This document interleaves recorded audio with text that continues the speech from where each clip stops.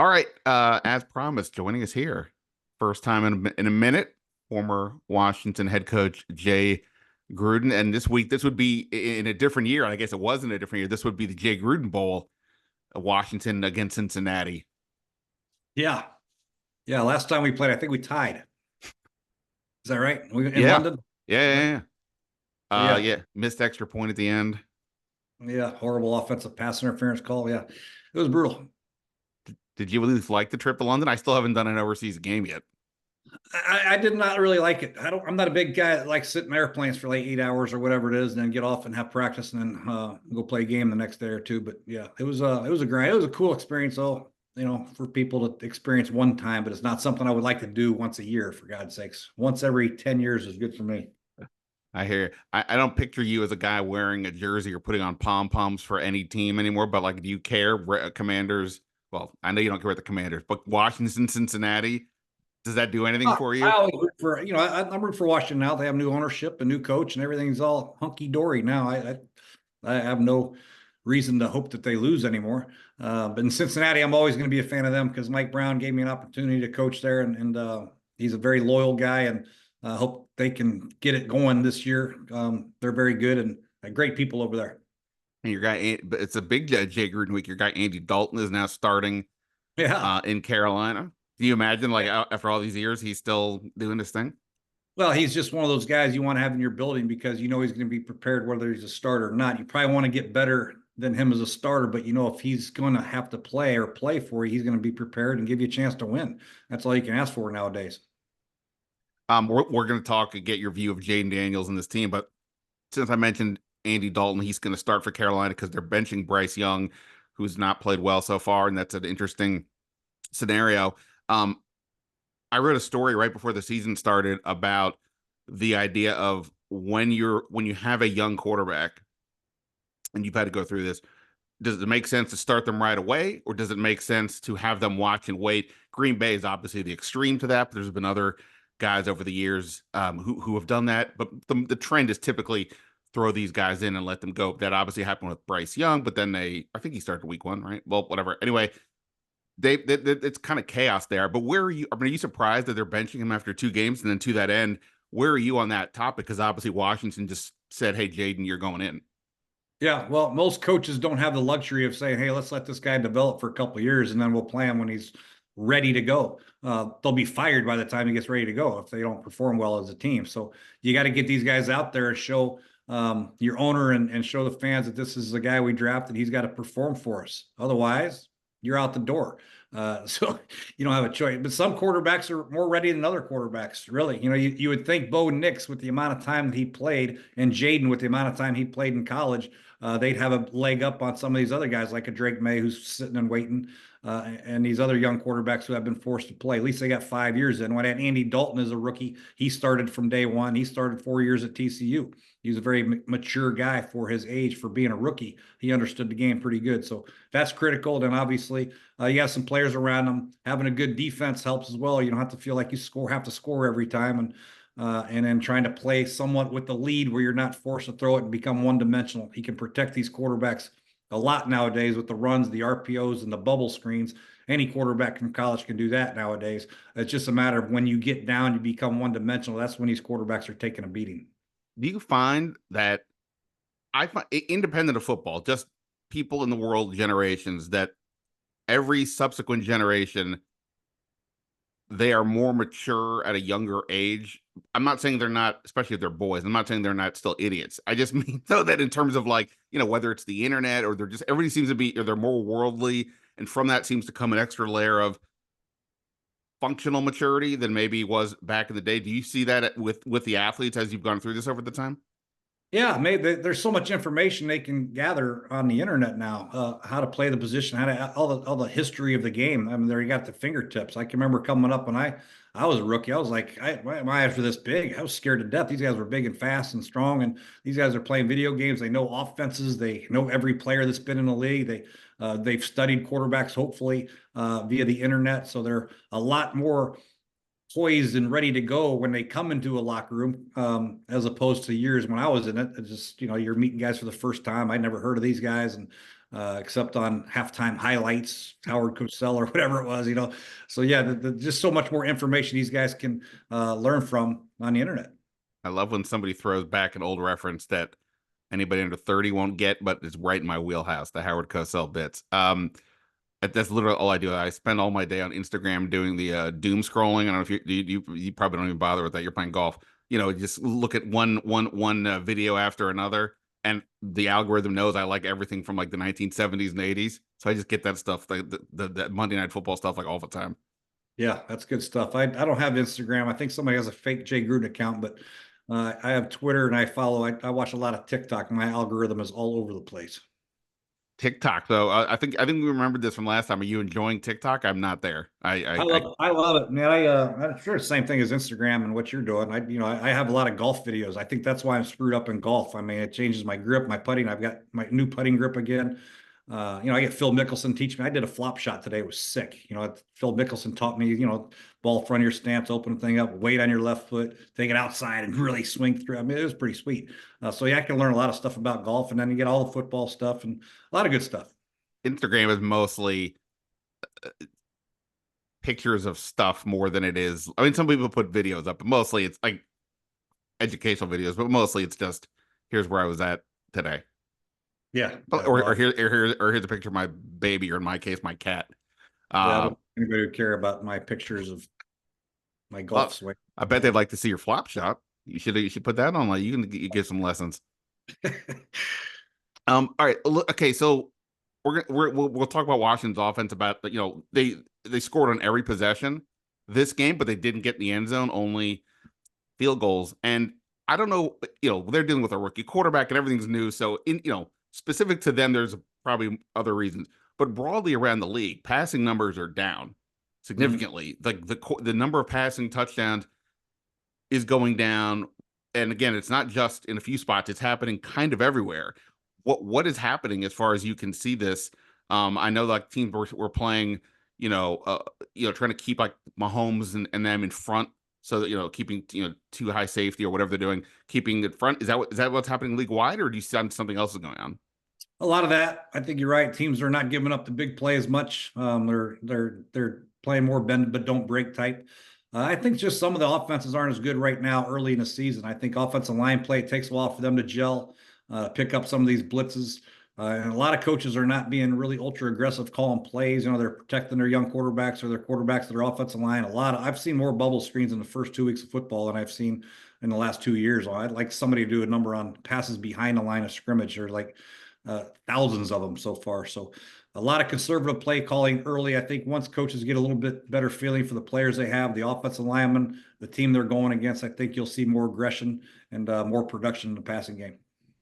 Yeah, I mean, we always have these inflection points of is quarterbacking play terrible? Are there not enough people? Then other times it's like, hey, there's a lot of quarterbacks. It feels like there is a decent amount now, assuming you look at the younger players as not fully formed, but like interesting enough. But at the same time, yeah, the offenses are going the other way. I mean, we've had a lot. Washington just won with 7 field goals the other day. There's been a few games like that already this year. It's very odd. Is there anything in the red zone happening, do you think, that's also causing teams to get bogged down? No, the red zone's always been kind of difficult down there. I don't really know. I can't put a finger on it. I think also some of these receiving cores, not a lot of teams have multiple receivers that can hurt your tight ends. The teams that have good tight ends are usually a team that can put the ball in the end zone and red zone. The Lions and the Chiefs and the Ravens have good tight ends. If you don't have a good tight end or a good back out of the backfield, sometimes it becomes harder because they can double up the receivers and you got to win in the slot on some option routes. And if you don't have that guy to win, it becomes damn near impossible. You can't just throw jump balls to your number one receiver.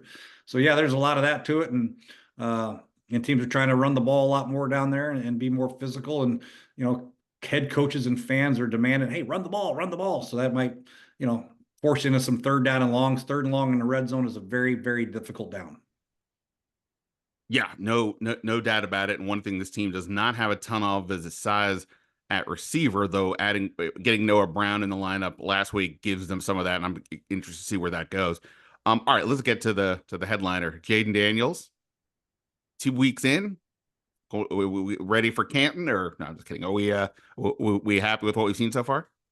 Yeah, I really like the fact he didn't turn the ball over last week against the Giants. You look at some of these other young kids who were playing or turning the ball over, putting their team in horrible situations. And it's okay to kick field goals and to punt. You just can't turn the ball over. He's protecting the ball. I like to see him take less shots. He took a huge shot against the Giants last week. And when he turns it up the field and gets in between those tackle to tackle area, he's got to just be careful, man. I'm a little bit worried about him and long term if he continues to take shots like that. But I like the way he's playing. I love the throw he had to Noah Brown, the 34-yarder at the end of the game, last drive of the game, stepping into it. He read the field. He saw a fire zone, 3D fire zone, went right back to that backside dagger with authority, stuck his foot in the ground. He's missed a couple throws, but I feel like he's got good command of the game and feels comfortable back there. And he is a difficult guy to get on the ground back there when he's dropping back to pass.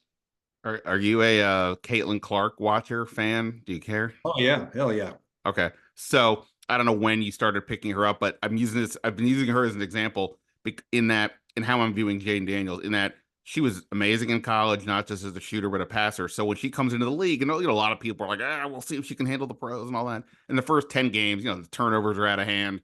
She's, she's not making as many shots consistently, and her team was losing. They were also terrible. That's why they had the number one pick. But anyway, so people use that as an opportunity to kind of say, told you she's gonna have to wait. She's not ready.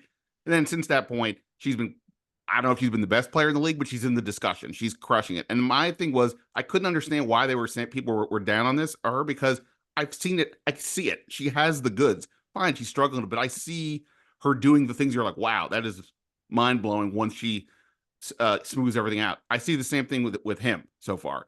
I mean, sure, he's taking too many hits. Totally agree. And there hasn't been a ton of plays down the field outside of that Noah Brown one, but you can see the goods, the elusivity, the mobility, the touch on certain passes, and I would also argue most of all the poise and the confidence to handle the position. He has been not rattled at all since we've seen Yeah. him. So I to mean, me, he's had a few issues. Yeah, you're right. He's had a few issues, but you can just tell that he belongs back there. And that's the one thing. Some of these quarterbacks, you're not sure if they look like they belong. Bryce Young to me didn't look like he belonged back there. He just looked out of sorts. He looked little. He played little and didn't really do anything to warrant the fact of being a starting quarterback. Jade, you can tell he's got control of his team. He's a good leader. Players play hard for him. And can make plays. That's the most important thing. And he has a trait that is top notch. I mean, his elusiveness, like you mentioned, this is an elite trait that he has at the position. So now you develop that, and you develop the passing game, his fundamentals a little bit. You got something. yeah, no, I mean, all things being considered, I've been impressed. Just this last game. I mean, whatever we're going to say about the Giants were winning 18-15, 11 minutes or so to go in the fourth quarter, and he led them down for two scoring drives. Again, red zone, they got to work on. But, it takes a lot of gumption to do that. And one thing I've noticed is, they talked a lot about how over the summer, like when he makes a mistake and they discuss it, he doesn't seem to make it again. I know that can be, people say these things sometimes. I don't know if it's always true. That's huge. But yeah, so I was gonna say in his case, again, you've seen both these games. The first game, it seemed he was taking off from the pocket. The hint of pressure, he just seemed to sort of take off and run. And we were seeing some of that, I think, in the first half of this game as well. He was sacked 4 times. But as the game progressed, he seemed to get much more comfortable with his surroundings. And you mentioned on that play, he's that pass to Noah Brown. He's throwing from a pocket that's collapsing in on him a little bit. There's people are right there, but he stood there and threw it. Did you sense progression even within the game of how he was, in the pocket handling pressure? Well, I agree with you. I thought the first game he kind of looked like the Jayden Daniels at Arizona State, where if his first guy wasn't open or he felt a hint of pressure, he was gone. LSU, I think having those two receivers, Malik Neighbors and Brian Thomas Jr., kind of, I think I better stay in here and try to throw to these guys. It might be to my benefit, and it was to all three of their benefits that he really learned how to stay in the pocket, become more of a pocket passer with the ability to escape and make some huge plays with his legs like he did against Florida. But you're right. I think a lot of it has to do with his comfort level, people around him. And I think of the play you mentioned, I think Austin Eckler had a great pickup, and actually he had a perfect pocket, and he was able to feel it and step into the throw. Just time will tell how he handles dirty pockets. And that's the same with all these young quarterbacks. It's very difficult to just tell a guy, hey, stand in there, you'll be okay. And when guys are bearing down on you, because you can't really tell, it's all feel if the left tackle's losing his guy or he's got him under control, but he's kind of close. So some of those instances where he has to stay in there and make the throws and go to a second and third progression, time will tell. But it's a great sign. And you just feel though that he has that ability to do that, where some guys you're not too sure that it's ever going to click. Do you like what they're doing with him so far? I mean, again, it's only 2 games, and I'm sure they're easing him into a certain degree. But do you like, in general, if this is where Kingsbury is Yeah, going to run this offense? I like the fact that they are being pretty committed to the running game, and I thought they'd have trouble running against the Giants, quite frankly, with the front that they have, especially the inside zone part of it. But they had some big hits on the inside zone. Brian Robinson Jr. kept his feet moving, had a 40-yard gain, I think a 20-yard gain, and those are ways to get big plays and take a lot of pressure off your quarterback. I just hope now in the future, instead of running some of these RPOs when guys run blocked and guys aren't, some guys are blocking, some guys are running routes, and he's holding it, taking sacks. I wish they do more commit to the game, play action game a little bit. Have some good protection for him, play action, some good 3-level throws, get Terry McLaurin some shots down the field. I think that'll come with time. And now that they're running the ball pretty effectively, I think now is the perfect time to start dabbling in some true blue play action passes. Yeah, no, for sure. I mean, you could even tell it wasn't play action, but on that pass to Brown, I put a video of this up on Twitter. The Austin Eckler at that point is already showing he's going to be a threat in the passing game, right? So Yep. he's in the backfield. The safety, crap, I'm blanking on his name. The safety moves up. Clearly, he's going to be in charge of Eckler. And then when at the snap, Eckler stays into block, and the safety finds himself in no man's land, and Jayden throws the ball directly over his head to Noah Brown streaking. Not, so I don't know if the safety would have been back there, but like in theory, the safety moved up. It wasn't a play action, but it was clearly a threat. That Eckler's a threat. Depending on who else is back there as a running back, they may not worry about it. That the guy's not going to go anywhere or make a big play. I have a Terry question for you. Well, let me start it this way. When you were at the Bengals, you had AJ Green, right? Yep. So one of the best receivers in the league and all that. And I looked it up. AJ Green had years with like 160 and 170 targets. And Probably not enough. What's that? Probably not enough. Okay, well, to that end though, I mean, like obviously that's a reasonable amount. That's roughly 10 a game in a 16 game schedule. So the other team knows the ball is going to him. I mean, sure, you have other guys, but they know he's the guy, and yet you keep targeting him. And obviously, not every pass is going to be perfect, maybe, but regardless, you're going to keep going in that direction. How do you, as an offensive coordinator, make it such that even though the other team knows it's going to go your way, that you still can get the ball to that guy without being overly, loose with, putting it into bad spots, things like that?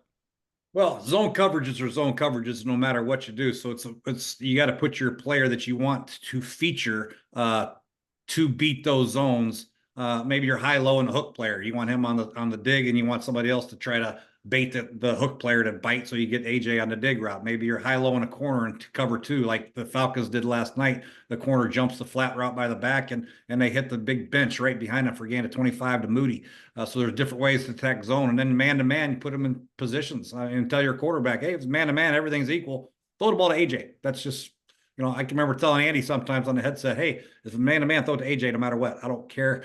Just give him a chance to make a play. He was that good, in my opinion. He was because a lot of quarterbacks, they don't want to throw it to the guy if they feel like he's covered. But I felt like AJ would uncover when the ball's in the air. He had a great vertical jump. He had great timing, high point in the ball. So those instances, you have to give an opportunity, 50-50 balls to your best player. And sometimes it's harder than others, especially in the red zone. If they're doubling him, if they have 2 guys on him, truly double cover him, that becomes difficult.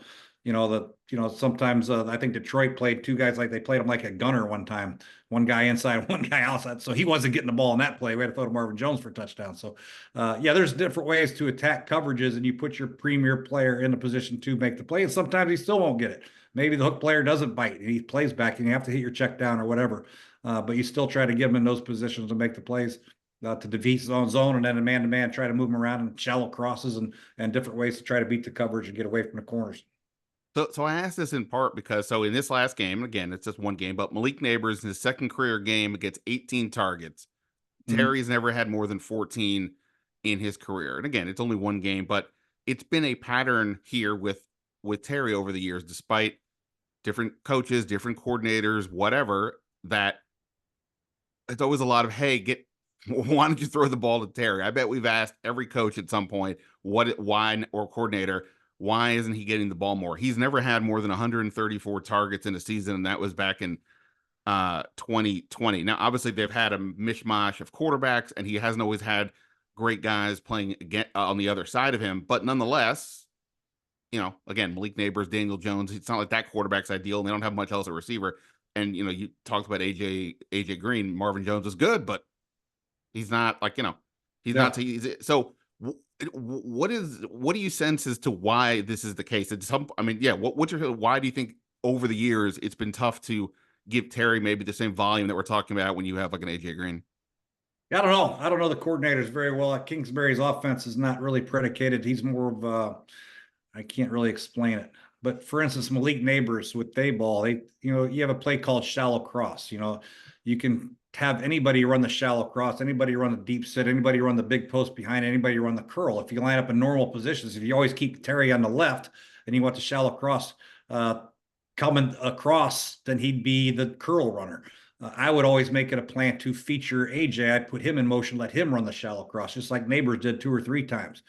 So there's ways to jerry rig the system by formation. And right now, I don't think Washington's doing that with Terry. I think he's mainly lining up on the left side. And if the ball gets over there by progression, great. If not, no big deal. But I would try to jerry rig it where my best player would get the ball. Jordan Reed, I don't know how many times we ran choice route with Jordan Reed by changing the formation. And Chris Thompson out of the backfield, some of those guys, and Pierre, try to get him on certain routes, and Deshaun on the big post every now and then. So, yeah, that's just the way we did it. Some people call their system and let the play out the way it is. And if it's true man to man, they'll pick the best option. But we always try to jerry rig the system to get our player the ball. Didn't always work out. Sometimes it went to the backside curl, didn't go to the shallow cross, and went to the deep sit, I went to the check wide or whatever. But you tried. Yeah, no, I mean, it's just like I said, it's fascinating. And I think at some point when you've switched up all the different coaches and all the different scenarios, again, it's only 2 games. And every year Terry gets 1,000 yards. Not that that's as big of a number as people think. It's like, 60 yards a game, but whatever. He'll get the numbers eventually. It's just sort of when you have, especially when you have the young quarterback, not that he looked pretty comfortable again in the pocket in the second half, but you want to, hey, throw it to that guy. he's he's our best receiver, but they're not making that much of an emphasis. But we'll see what Kingsbury does over time. Before I let you go, the defense, uh, Yeah, they're going to struggle. I really don't know what they're good at right now. They're not stopping the run. Singletary, of all people, got 95 yards against them. And if you don't stop the run very good, you're going to be in trouble. Then you have to bring people in the box, and I don't think their corners are good enough to hold up out there. So they got some issues to talk about. I think they got to really hone up their light box run defense, and I think that's number one, so they can play coverage behind it and help out the corners, some cover two, some quarter halves, things of that nature. But they got to do a better job stopping the run. Otherwise, it's going to be a miserable long year for that defense. And yeah, that'll in turn put a lot more pressure on Jayden, what you don't want to have. You got to play good defense to help out your quarterback and your play caller. Otherwise, if you're down 14-0 and become one-dimensional, you don't want that for Jayden. 100%. I had to write some story before the year about like what am I noticing with the team, and I wrote that like one of the questions was, do they have enough for Jayden Daniels? And I said, I'm not just talking about receivers and offensive linemen. I'm talking about on the defense, because if they can't stop anybody and he's got to be in a shootout every week, that's not ideal, because now you're putting a lot more pressure on him and not also exposing him to possibly getting more hits, etc. So I'm with you. Like when people hear the run defense, and think it's generally fair, you think the guys in the middle, the two tackles, Allen and Payne and Bobby Wagner. With I don't know what you could tell from how you're watching. I don't know if you're breaking down the all 22s at this point, but it feels like if those two guys are not being at a minimum such wreckers inside that they have to get double teams, even if other people get the stats. That it doesn't seem that that's happening in either direction. Either they're not making the plays we can tell, or others aren't flourishing off of them being double teamed. If those guys aren't getting this done, then I don't see how this is going to turn around. Yeah, I don't either. I haven't really seen a whole lot of Payne or Allen, like not just on a stat sheet, but even when you watch a film, you usually can tell a disruptive defensive tackle, and I just haven't seen that type of disruption yet. I don't know if they're on a pitch count, if they're playing a lot of snaps, or maybe they're playing too many snaps. I don't know what that's like, how their backups are. Maybe their backups aren't very good. Maybe they're not putting those two guys in at the same time very often. They're trying to keep them all fresh, and the guys behind them aren't playing very well. So there's a lot of things that I'd really like to dive into with that defensive front right now. But I agree, when you have two defensive linemen like that, they should be able to, if they're not taking up double teams, if they're playing more gaps and shooting their gaps, they should be definitely more disruptive and making more plays. I just haven't seen it a whole lot from those two guys. But speaking of those two guys and Terry and a couple others, is it weird to you that the guys who we would say are the best players on this team were acquired when you were still a coach? Yeah, it's all. Hopefully, I picked a good player every now and then. Unfortunately, I didn't get to pick a lot of them, but Well, yeah, they're great guys. They're those little can't miss guys. Really, Terry's a great person, great human, great player, and those two guys were first round picks for defensive linemen. They better be good. yeah, no. I mean, yeah, you guys are good. I'm just saying, like, I don't want to get into the whole what happened the last 4 years, but Yeah. I assume you saw this, like last game. Other than Quan Martin, every single player from the 2023 draft class wasn't in the game, or isn't on the roster. Yeah, and they had a lot of people helping with the draft too. I don't understand that they did not draft very well in the Rivera era, and I don't know if it was him or all the other guys they had named as GMs or personnel guys or whatever. But that was a rough draft. Yeah, no, for sure. And just lastly, you talked about now that you feel better about rooting for Washington. I guess obviously last year was the first year without Snyder, but it was still the remnants of what had happened. Now it's been a complete reset from owner. Well, owner was already here, but GM, coach on down. I don't know. Have they reached out to you at all? But because they've been more alumni based, you're trying to get more alumni out. I don't know if the coaches technically count as alumni, but like, have you heard from them, or are you interested in like, hey, I'd show up to some event or whatever because it I is haven't new and heard fresh. haven't heard anything. But yeah, I'd be welcome to it. I mean, shoot, I had a lot of fun coaching Washington football team, Redskins or Commanders. So yeah, I have no ill feelings whatsoever. Whenever they're on, I watch them, and I'm rooting for Jayden to do well. I love watching young quarterback play, and I've known Dan Quinn a little bit. He's a good football coach and a good guy. So yeah, Yeah. All right. Well, cool. I'm gonna let you go. I don't know if you got to go watch more Phil videos or you got to yeah. So study. I got to do my 30 or my YouTube clean pocket. If you're on YouTube, go to clean pocket. Check out me and Colt McCoy and AQ Shipley. We and Justin Pugh. We do a little show. So I got to I, get ready for. I love the fact that you have a show with Colt McCoy. I mean, this was the ultimate destiny. You couldn't quite get it to work when you guys were Yeah, together here, but now you can talk. You can talk football with him all day long. yeah, exactly right. All right. So where you have 100 jobs now? Where else can people find you?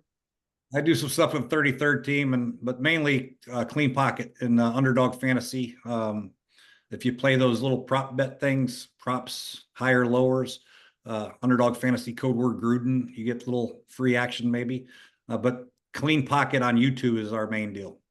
Awesome. All right. Well, everybody's gonna go check that out because every year people always say to me, "When's Jay coming back?" So that people clearly like your stuff. And again, you and Colt McCoy. I mean, come on, that's like Yeah, peanut butter and sure. chocolate together. Come on, Jay. I appreciate it. Thanks as always, and we'll have you back, I'm sure. You got it. Thanks, Ben. Hello and welcome to another edition of the Last Man Standig podcast.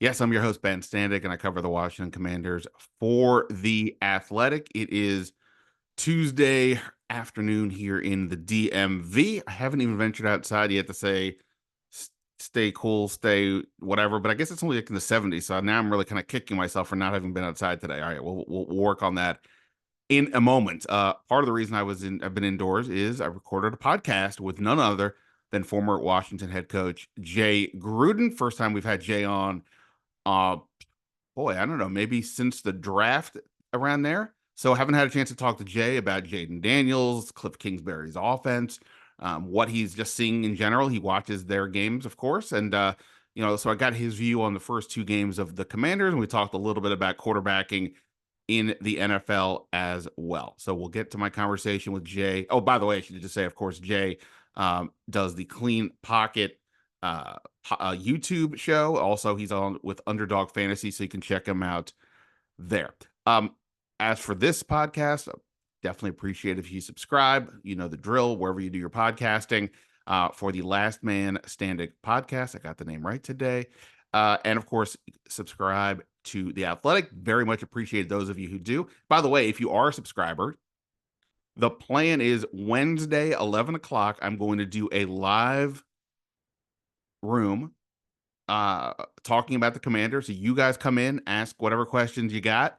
I will answer them. And if you can't make it, I will probably put the replay up here at some point, but encourage you to be there. I need your help. Somebody's got to talk to me while I'm in there. So 11 o'clock on The Athletic, 11 o'clock Wednesday, the 18th. Go check out The Athletic and come by, say hi. All right.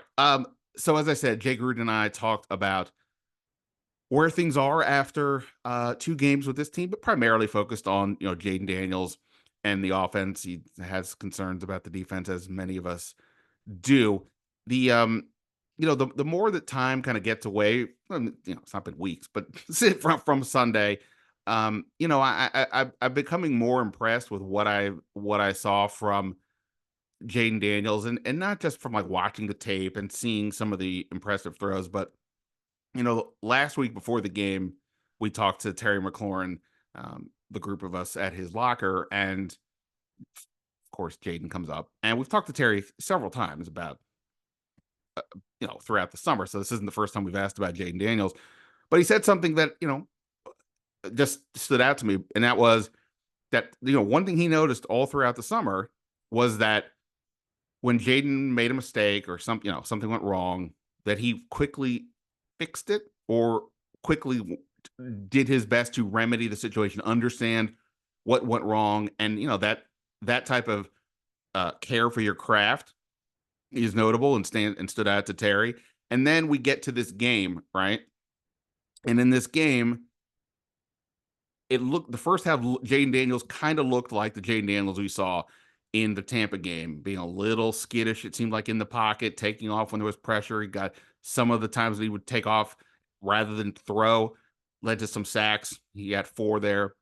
But as the game progressed, he consistently got better with that. And in the second half, he was poised in the pocket. And when it comes to Jayden Daniels, P does not stand for passing; it stands for poise at this stage, because that is a word that everybody seems to use to describe him. And I think that look, obviously things are not perfect on offense. There haven't been terribly dynamic quite yet, and they didn't score. They scored on all their full possessions, but only field goals. So clear, there's a lot more room to get. But I've said this before, but I just really want to emphasize the point that you can have all the natural talent in the world, but if you don't have poise and leadership capabilities and can be one of the guys and don't get rattled under pressure or things along these lines, the rest of it doesn't really kind of matter that much, because it's all going to fade away if you're starting to melt down and your teammates don't buy into you. And over again, I just keep seeing that the teammates seem to be buying in to everything about about him. And that fourth down or that third down audible in the first preseason game when he checks out and throws the 42-yarder. I told you guys in real time, that to me says so much about him, because of the confidence that he had in himself to do it in the first drive, in the first third down he's facing of his young career. And I don't know if we had any audibles like that in this game, but again, this was his first chance to have a comeback. They were down 3 points with 11 minutes to go. He led them down the field twice for field goals to put the game to win the game. And you'll guess, there were a lot of breaks that went Washington's way, a lot of breaks that went the Giants' way. It wasn't the prettiest of games, but Washington got it done. And through it all, Jayden Daniels stood tall and didn't blink. And then, and Jay and I talk about some of this, so I don't want to step on more of that, but I just think that to me is like the biggest takeaway so far. Again, maybe it's obvious to some people, maybe it's not. Maybe people think it's too early to judge anything, which is 100% true. But based on what we've seen, not just these two games, but all summer, Jayden Daniels is delivering in ways not just throwing the ball or running, but with this vibe leadership aspect of it. And again, look at the other two rookies that are playing, Bo Nix and Caleb Williams. I haven't watched much of their games, only really seen highlights, but it does look like um they're having some struggles, which is natural. Jayden Daniels is having some ups and downs, but not nearly to that degree. So I think it's a good sign. Of course, the next two games are on the road: Cincinnati Monday night, and then at Arizona the following week. So two big tests there. The Bengals are going to be desperate at 0-2, and the Cardinals, had a good game last week against the Rams. The Kyler Murray, Marvin Harrison Jr. combo really delivered for the Cardinals. We'll talk more about the Bengals game later this week with my colleague Paul Denner, who covers the Bengals for The Athletic. All right, for right now, let's get to Jay Gruden. We're talking about what he's seen through 2 weeks on both sides of the ball, quarterbacking play in the league in general. Why are passing numbers down? Terry McLaurin and a bunch more. So here we go, Jay Gruden here on the Last Man Standig podcast. All right, big thanks to Jay Gruden for his time. Thanks to everyone here for checking out the podcast. I should have said before, I guess, but if you missed it, I broke down the game afterwards with Grant Paulson from 1067 A Fan. You can listen to that and more podcasts to come. And again, there will be a live room on The Athletic, 11 o'clock Wednesday. Come in. We'll have some fun. You'll ask me questions. I'll do my best to answer them, and we'll go from there. But that is going to be it for me for now. Ben Standig signing off. Until next time, see ya.